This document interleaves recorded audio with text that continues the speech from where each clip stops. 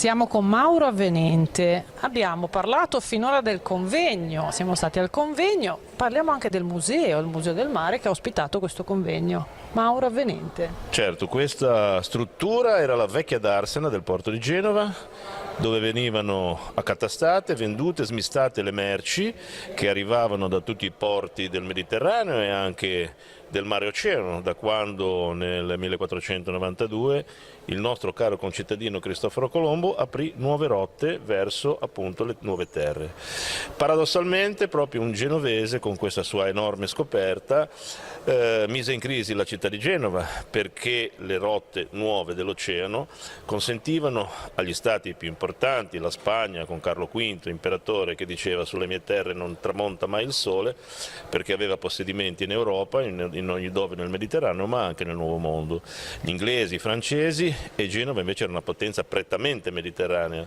Nel Medioevo è stata una delle repubbliche marinare, se non la più importante, ha avuto possedimenti nel Mar Egeo, nel mare orientale, insomma ha avuto i fondaci, quelli che erano i luoghi dove si scambiavano le merci. La lingua genovese era la lingua ufficiale di tutti i porti più importanti del Mediterraneo.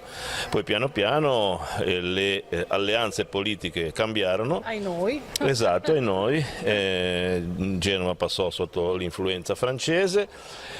E Genova, più che una potenza militare, è sempre stata una potenza commerciale ed economica.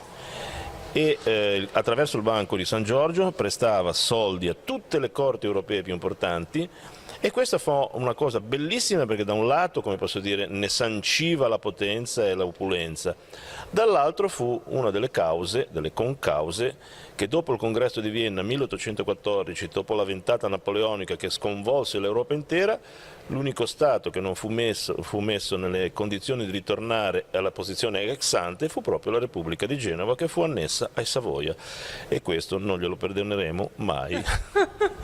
E con questo concludiamo l'intervento di Mauro Avvenente, che ovviamente ha parlato della storia della nostra città e di questo bellissimo museo. Grazie, buonasera a tutti.